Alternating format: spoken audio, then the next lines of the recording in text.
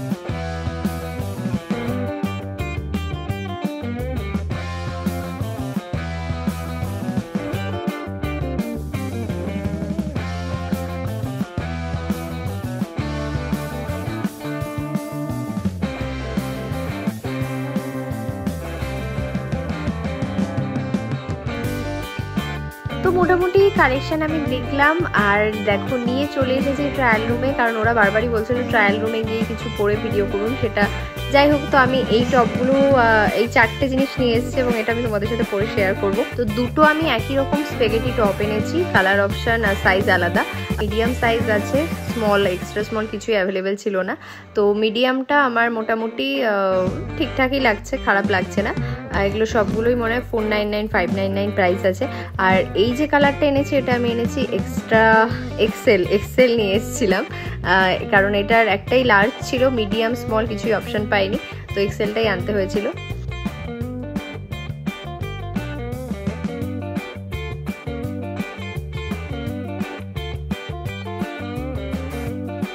এই হোয়াইট কুর্তিটা আমার বেশ ভালো লেগেছিল, এটা 799 প্রাইস, আর স্মল আমি সাইজটা ক্যারি করছি, ভীষণ সুন্দর ফিট হয়েছিল এটা।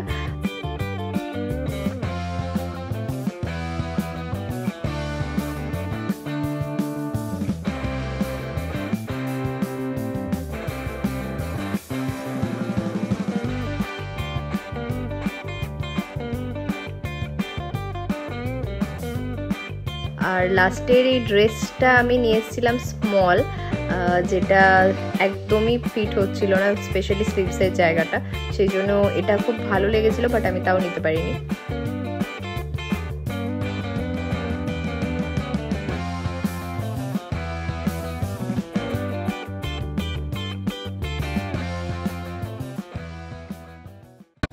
আমি বেরিয়ে এলাম, আমি নিইনি কিছু, কারণ একটা রেড আমি পরে দেখিয়েছি তোমাদেরকে ট্রায়াল রুমে, ড্রেসটা ভালো লেগেছিল, আমি রেডের ওপর কিছু নিতেই এসেছিলাম, বাট কি হলো যে ওটার সাইজটা মানে ফিটিংসটা ঠিকঠাক নেই, স্পেশালি স্লিভসের, সেই জন্য আমি ওটা নিইনি।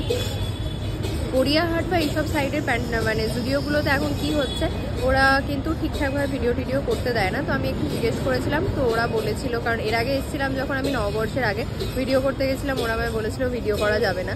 আর এখানে লেক মল বা আর বাদবাকি যেসব জুডিও স্টোরগুলো আছে সব জায়গাতেই কম বেশি ওরা বারণ করে ভিডিও করতে।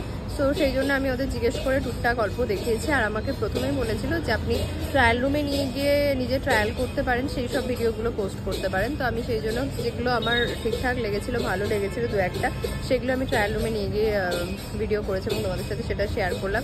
বাদবাকি মোটামুটি এখানে কালেকশান, সেলের কালেকশান একেবারেই কম, সেরকম কিছু নেই। নিউ কালেকশান যেগুলো এসেছে সেগুলো আছে, সেলের কালেকশানও আছে অল্প, তো এসে ভিজিট করতে পারো। নিউ যে কালেকশানগুলো এসেছে সেগুলো বেশ ভালোই এসেছে, এসে ট্রায়াল করে দেখে নিতে পারো। বেশ কিছু ইউনিক জিনিসপত্র আছে, সেটা ড্রেস বলো বা টপের কালেকশান সব কিছুর মধ্যেই আছে। তো চলে এসো এখানে। আজকে এই জুডিওর আউটলেটটা, এটা গড়িয়াহাটের আউটলেটটা আমি ভিজিট করলাম। এরপরে যদি অন্য জায়গায় যাই এবং সেখানে ব্লগ করা পসিবল হয় অবশ্যই শেয়ার করবো তোমাদের সাথে। ভালো থেকো, টাটা।